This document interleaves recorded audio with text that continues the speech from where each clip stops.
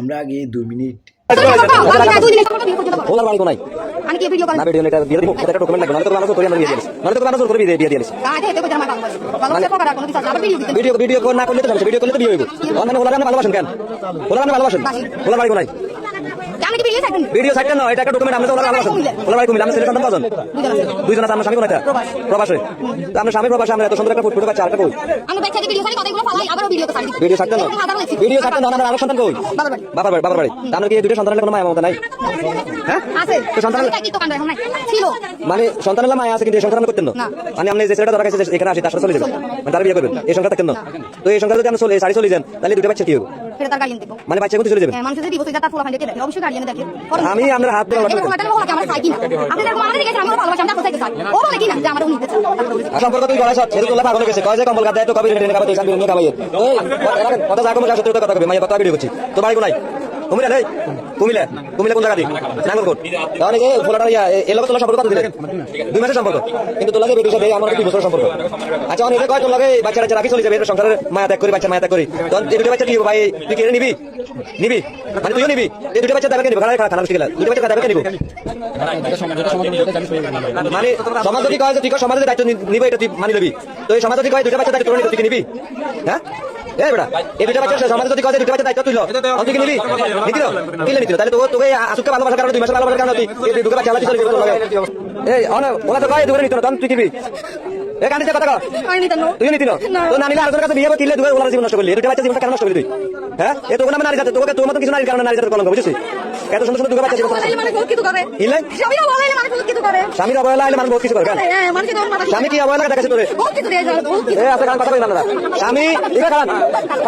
স্বামী এনে বাচ্চা কাচ্চা তুই তোর সংসারে দেশে তুই তোকে কারণে এত প্রবাস গেছে আমার কথা হয়েছে যেহেতু তুই বিয়ে করছিস তোর 2টা সন্তান আছে একটা মা নিজে না খেয়ে তাদের সন্তানকে লালন পালন করে বড় করে শুধু কিছু পাওয়ার জন্য আর তুই এমন মা যেখানে পৃথিবীর মায়ের নামে কলঙ্ক যেখানে যে জেলা আছে ওই জেলাতে কলঙ্ক করলি যে একটা ছেলের জন্য 2টা সন্তানকে যে ত্যাগ করতে যে একটা পরকীয়া প্রেমিকের জন্য 2টা সন্তানকে ত্যাগ করতেছস যেটি ইতিহাসে আমার মনে হয় সবচেয়ে সেরা যে নারী এই নারীর নামে এটা কলঙ্ক এটা কখনোই নারী হতে পারে না যদি নারী হইতো তাহলে এই 2টা সন্তানকে রেখে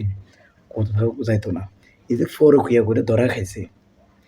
স্বামী বিদেশ থাকে সে বলে যে সে অনেক কষ্ট করতেছে আর তোরা কি কষ্ট করস মানে নারী বললে যে বলবে না কিছু বলি নারী হয়েছে মায়ের জাত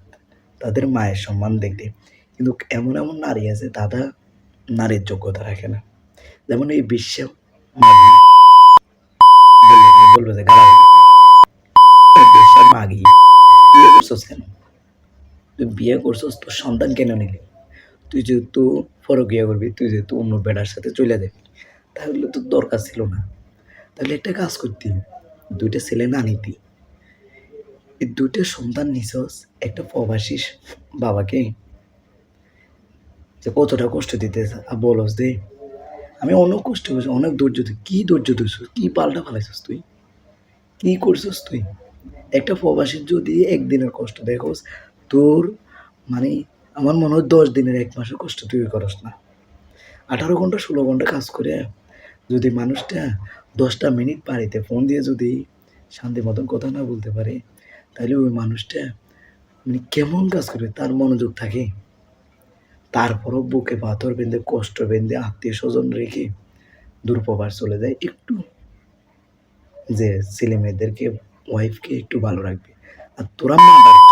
মাগি টিকটক মারানি করি ফেসবুকে ঢুকি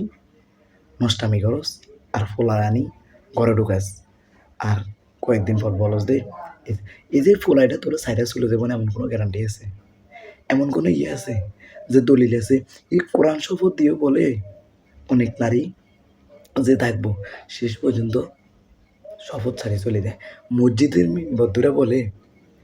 যে আমি কোনোদিন তোমাদের ছেড়ে যাবো না সে নারীটা সবার আগে চলে যায়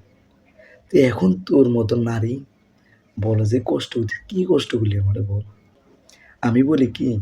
আমাদের ছেলেটির জীবনটা অনেক কষ্টের যে জীবনটা সারা জীবন আপনি খাটতে খাটতে খাটতে জীবনটা বিলিয়ে দিবেন, নিজের গায়ের জামা না কিনে পরিবারের জন্য জামা কিনবেন, নিজের পোশাক না পরে পরিবারের জন্য পোশাক কিনবেন। দিন শেষে বলবে কি, তোমার থেকে আমি কিছুই পাইনি। এটাই হলো শেষ নারী, শেষ চলনাময় নারী, যে নারীর মুখে কোনোদিন বলবে না যে আমি কোনো কিছু পাইছি। যে নারী থেকে বোঝা যায়, এই বেশ্যা নারী থেকে বোঝা যায় যে নারী এই মা বাপ কিরকম। আমার কথা, যেহেতু তুই বেটারে ছেড়ে চলে যাবি, তুই সন্তানগুলো কেন নিবি? এগুলো জীবন কেন নষ্ট করলি? এগুলো দায়বার কে নিবি? এই ফোলা নিবে, এই ছেলেগুলোর দায় তুই নিবি? ওই প্রবাসী বেটা তোর জীবনটা শেষ, শুধু তোদের জন্য খাটতে খাটতে। আর তোরা শেষ পর্যন্ত বলস কি, ছেলেদের থেকে আমি কিছু পাই, হাতের থেকে আমি শুধু কষ্ট পাইছি। তোরা মাগিবে মুখে শুধু এগুলো না, ভালো কথা কোনোদিন তবু মাগিবে মুখে না। তোরা মাগিবে বিশ্বাস, তোরা মাগিবে পরবে, তোরা মাগিবে